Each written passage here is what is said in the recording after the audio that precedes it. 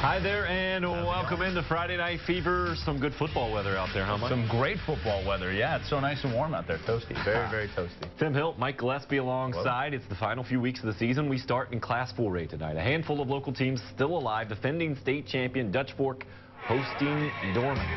Dutch Fork losing at Dorman earlier in the year. The Silver Fox defense coming out looking for a little revenge tonight.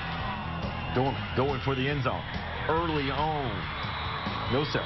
Jeremy Addison making the pass break up. It's 3-0 Dutch Fork. Later in the first, who else? Mr. Football candidate Matt Colburn just inbounds for the score there. Dutch Fork takes the 10-0 lead. Plenty to celebrate on the sidelines there. Second quarter, Dutch Fork looking to open up the offense, going to the air. Tate Fant looking deep. Dorman not going anywhere, though. Nice interception, a good little return right up the middle there.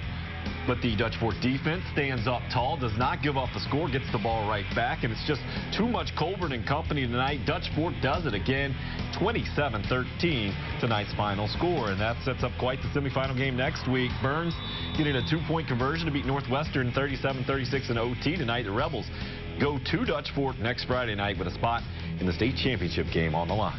All right, more Class 4A Division I. Lexington looking to keep its surprising postseason run.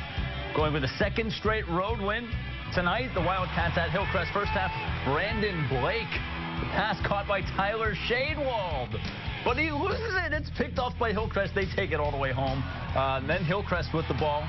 Quarterback Colin Sneed. Screen pass to Quentin Reeder for the touchdown. 7-0 Hillcrest. Later in the first half. Quarterback Colin Sneed gets away from the blitz. He takes it all the way. Puts on the Jets. 14-0 Hillcrest. We head to the second quarter. Watch this pass, Tim Hill.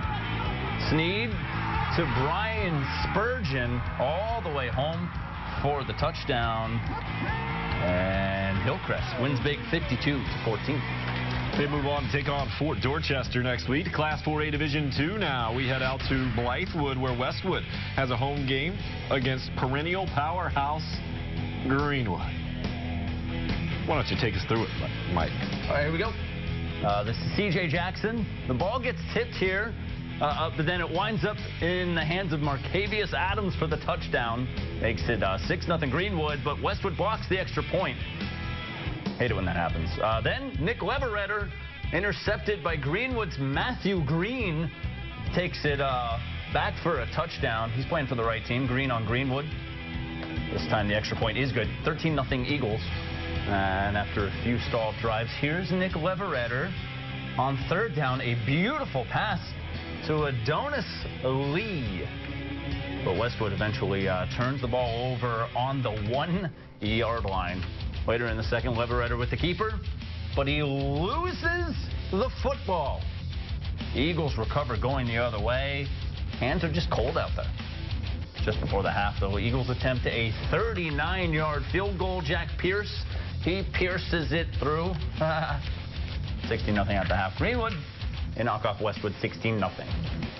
Now Greenwood moves on to play the winner of this one, River Bluff at York. The Gators knocking off number 1 seeded Goose Creek last week. On the opposite end of the state tonight, up past Rock Hill.